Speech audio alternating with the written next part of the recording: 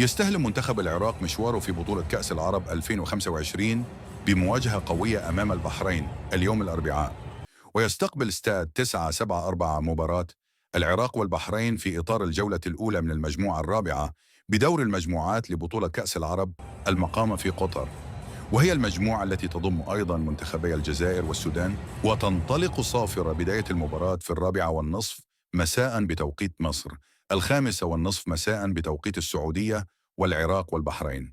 منتخب العراق يستهدف تقديم مستويات جيدة خاصة بعد التأهل إلى الملحق العالمي المؤهل إلى كأس العالم 2026، محاولا تحقيق نتائج أفضل من نسخة 2021 والتي تعادل فيها مع البحرين وعمان وخسر من قطر.